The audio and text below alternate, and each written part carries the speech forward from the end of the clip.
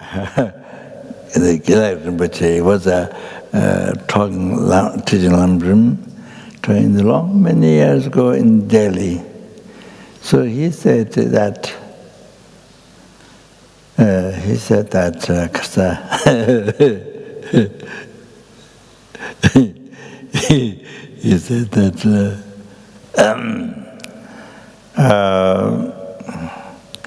outside it's the end of hot sun. I don't know what he said, hot sun, but anyway, hot sun. And then the workers. They're also very poor, very simple people. And then they put bricks. They walk outside, in the road. Very, very, very simple. And then they see the people they see the business people living in the house, two story, 3 story, 4 story, in the house with the fence.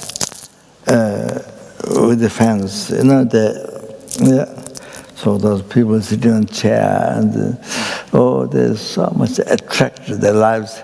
So much attracted their life. There's so much kind of happiness, so fans and all that attract the kasure. Really attract so much in their life, you see. There's so much great happiness. But then those people, those rich people sitting there, they have so much problem, relationship problem, family problems, relationship problems, business problems, as I just mentioned like that. Then losing power, wealth, and going down, and competition, and you want to be higher than those who have wealth, power. You want to be higher than them, but more power. And so the assignment. So there's so much problem, mentally. So much. So they look it down. The people, those poor people walking in the road, they attract. They have no problem. Wish I can be like that. Wish I can be those people walking in the road. They have no problem. they don't have all these problems.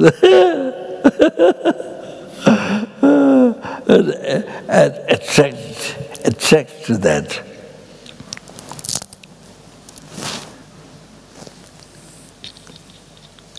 You see,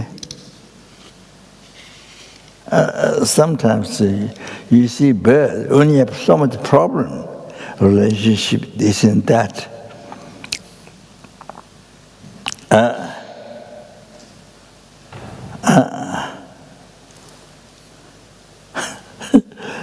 You see, relationship, business, and many problems. So you see a bird, they don't have any problem. I want to be like this bird. I want to be like this monkey with no problem. I want to be like this monkey, or this mouse, this running mouse. You get attracted. You don't know they're suffering. Like the other example, you see, those people were attracted. They attracted the people who walk in the hot sun, because some problem they have. So they attracted. So similar, you see, when we have much problem, you get attracted to the monkey, or mouse running around, or maybe even flies. But the kind of bird, so get attracted. I wish I can be like this. You understand? Oh, yeah, much problem. That. So it's another example. This attract each other, but both are suffering.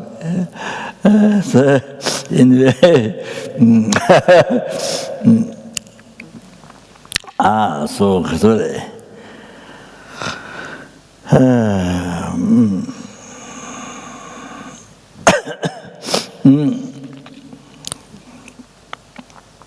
So yeah. So you see, not only meditation, but you see, studying Dharma or all that. Not only that, but just eating, walking, sitting, sleeping, doing jobs, so forth, everything done with the thought of renunciation. So you see,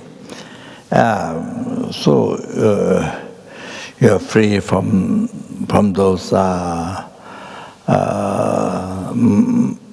the mind, which is kind of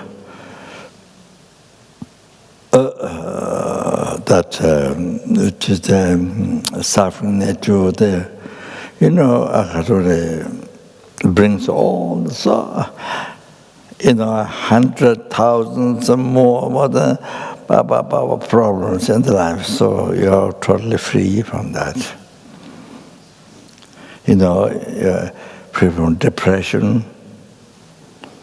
Whatever depression, free from depression, and many problems.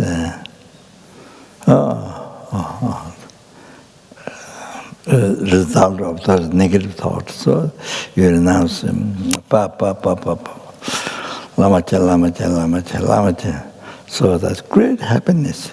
Mind is so satisfied. You see, great satisfaction. Then. Then bodhicitta, effortless bodhicitta or effortful bodhicitta. So with effort, live your life with bodhicitta motivation.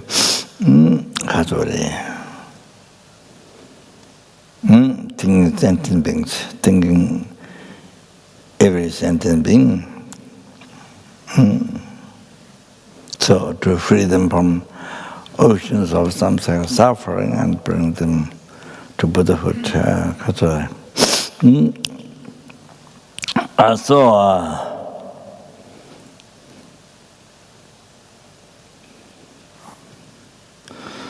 So this self-cherishing thought, and then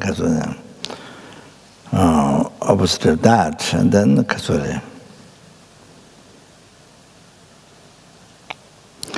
not only the studying Dharma or reciting prayer or doing meditation or the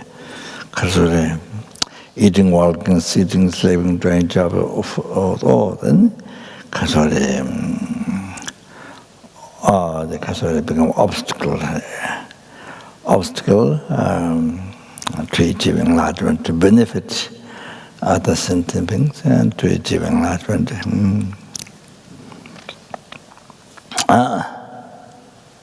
So far, Guru Shakyamuni Buddha was like us, having all the delusion, problems, and like us before, Shakyamuni Buddha, Soto, the numberless Buddhas, was beginning like us. But they give up self-cherishing thought.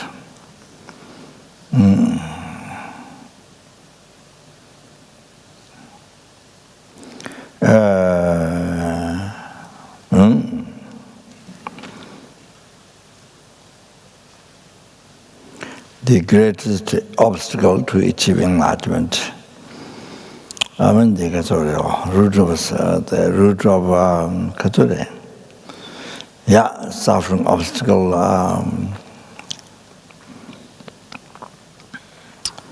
all the obstacles to practice Dharma. Even the black magic, everything. So the Kazore,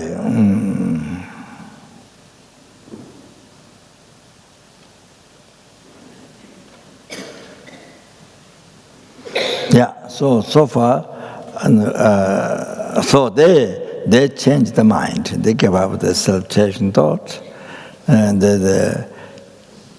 their mind changed into bodhicitta, cherishing the numberless sentient beings. Cherishing the numberless sentient beings. Like for us, like cherishing I, like this, cherishing numberless sentient beings. And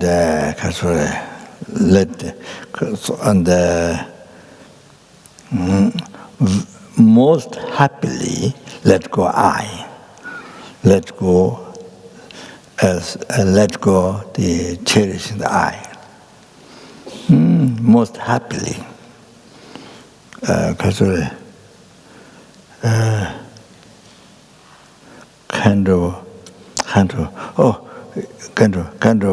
with the force. I lost $1 billion. So you lost.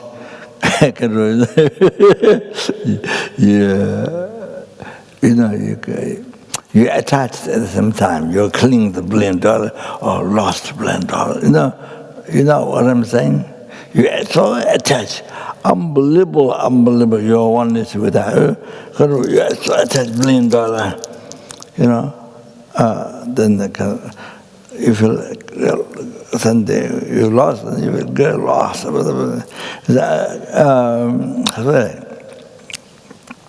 Not only that. Then somebody you have to throw away. You have to, or somebody threw away your $1 billion, all your attached. No. Here, because you realize shortcomings of self-cherishing thought and the benefits of cherishing others. So you meditate, you analyze these two, then you can see all the most unbelievable, like benefits of cherishing others, like sky, limitless like sky, unbelievable. Cherishing others, even cherishing one sentient being, even cherishing one sentient being,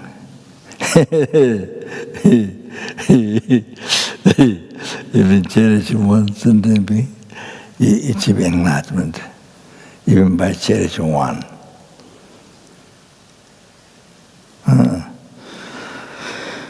I should mention to you an example of that.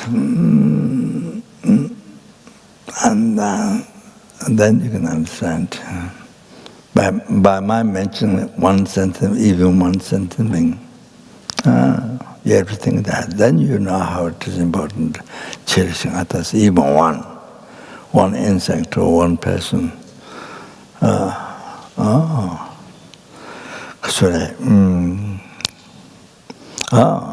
So then you see.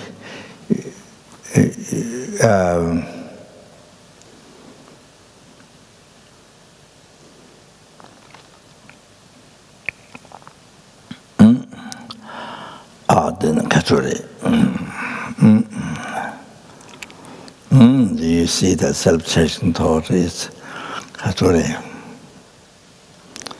like poison that kills you.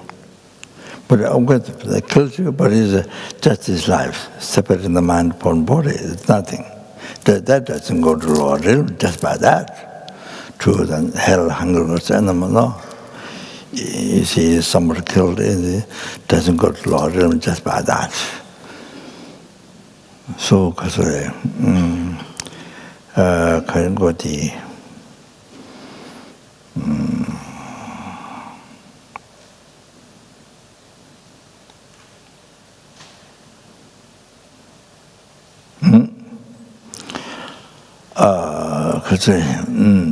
so they say when the fire drops,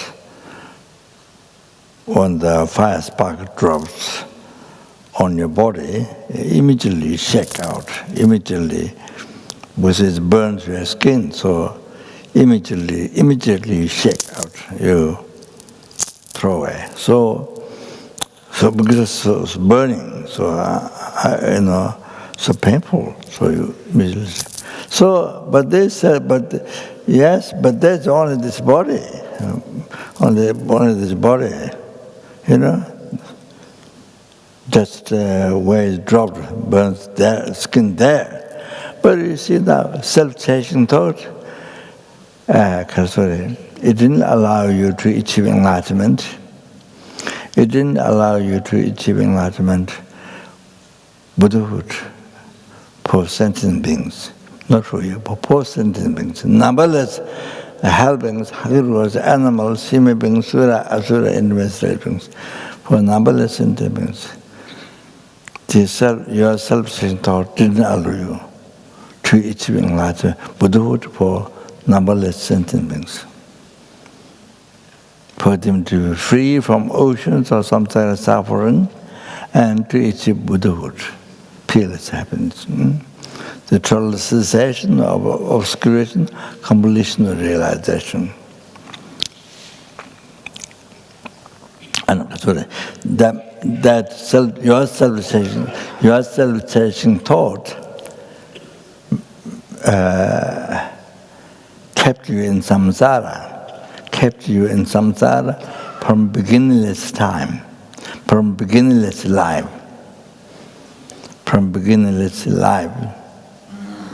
You are beginningless rebirth. From there up to now, and up to now kept in samsara, you see, and it's always torture, constantly torture you, all the time. There's no 1 second break. You don't have holiday from self-cherishing thoughts. You don't have vacation. You don't have holiday from the self-cherishing thoughts. From beginningless rebirth, you don't have holiday from the self-cherishing thoughts. You don't have vacation. That's the real holiday, best holiday from the self-cherishing thought you never had from beginningless rebirth. So we have to know that. So let us suffer all the time. Oceans of human beings suffering, oceans of sura beings, oceans of asura beings suffering, oceans of hell beings, oceans of animals suffering, oceans of preta beings suffering, like this. Wow. And then intermediate beings suffering, wow. From beginningless rebirth up to now. Wow. Can you imagine? So it's like, if you think well, you can't breathe. There's some problem, then you can't difficult to breathe, all like that. So something here. Wow. It's, if you think, if you know well, there's no way to fall asleep. There's no way to even can't eat the food. So scared. So unbelievable scared. Can't eat food. Can't drink. Can't eat food. Can't drink. Can't eat food. Then you see.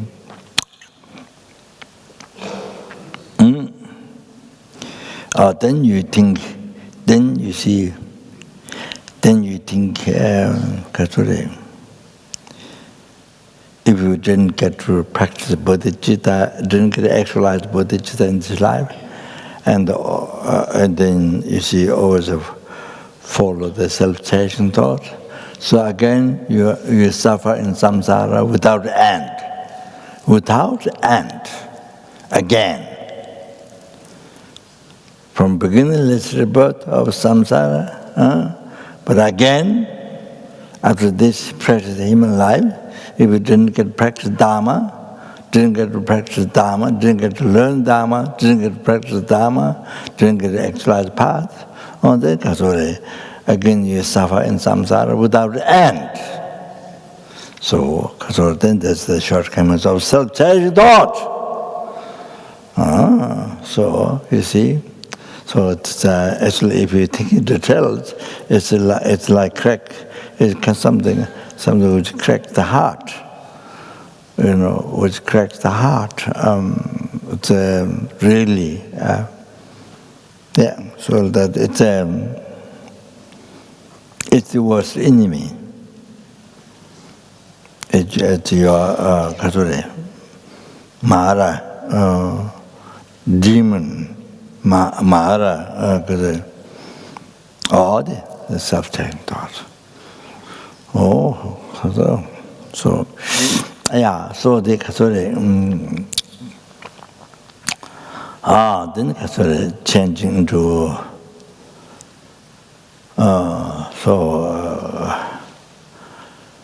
this is one time.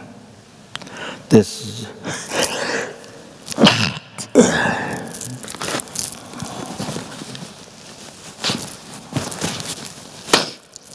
is one time while we have received precious human rebirth. Not only that, but perfect human rebirth this time. And not sure how many days we have in our life, in your life. How many days, how many hours, how many minutes, how many seconds you have. They're finishing, constantly finishing. How many minutes, how many seconds you have, it's constantly finishing so fast finishing. Minute by minute, they were finished so fast. So within this, how many we have? We don't have much. So within this, if you don't do something, if you don't generate bodhicitta, even we don't realize bodhicitta, but at least effortful bodhicitta, preparation to actualize bodhicitta. You see there, with the effort,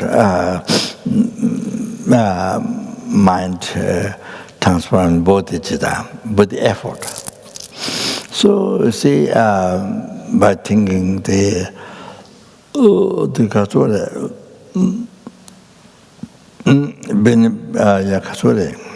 benefits of cherishing others, shortcomings of self-cherishing thought, because the kindness of other sentient beings.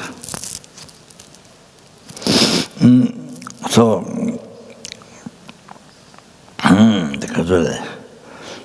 on the basis of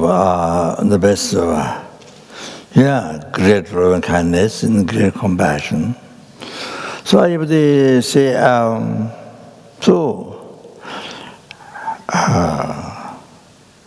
so at least progress one's mind as much as close to bodhicitta, as much as you can in this life. So this morning I let what's his name? Christian. I let him to read the Kasari. Well, more or less with every activity, when you sit down on the carnival, when you lay down, come in or go out. With many activities. Kasari, remembering bodhicitta, dedicated for sentient being. If you have real realization bodhicitta, it's like that. Everything totally dedicated for sitting. Whatever you do, just for totally dedicated for sitting. So now this, we especially who don't have actual realization bodhicitta, so then you see self-cherishing to very strong. So this way, relating with our activities, what we do daily life, so remember bodhicitta, you see, yeah, so kind of,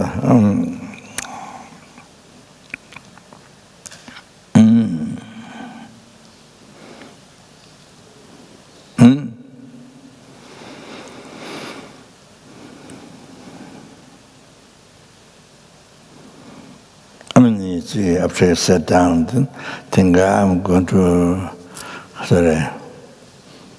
bring the sentiments to enlightenment or some, you see, or that, or then as you walk up, as you stand, then you bring you free the sentiments, you're going to free the sentiments from suffering, or as you come in, as you go out, then you are through the door, you are freeing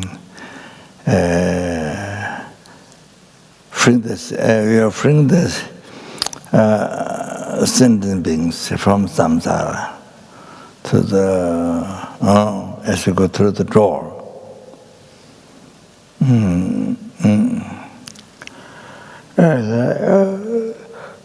If you come in, then bring the sentient beings liberation, into liberation, the enlightenment, all of that, you see.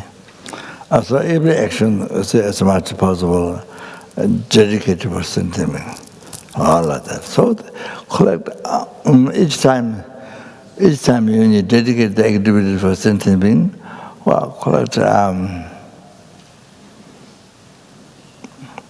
merit, unbelievable.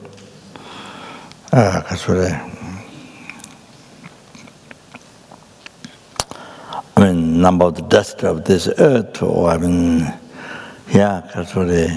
limitless sky, limitless sky like that, or more than that. So it's depending to the attitude. So, as I mentioned, each time we generate bodhicitta, each time when we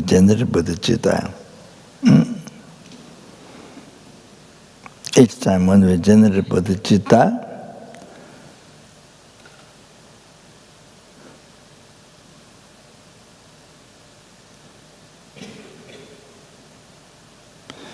by putting palms together, each time you think, may I achieve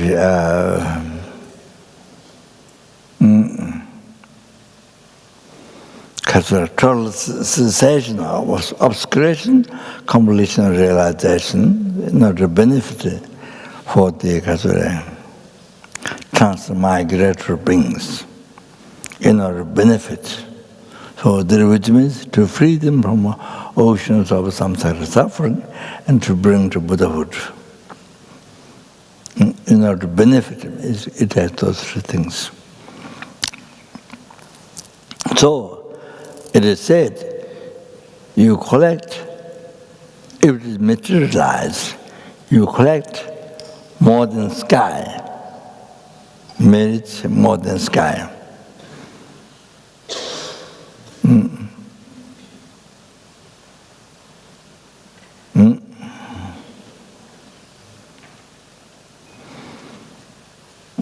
So this offering, this practice offering, is far more greater, special, far more greater than you see one before, because Buddha's field, the Buddha's field world, filled with jewels. Filled with jewels. Even wish ground jewel. How many Buddhas filled world? How many? Equaling number of the sand grains of the Pacific Ocean. At the beginning I said River Ganga, but it's according to the Papanga's note.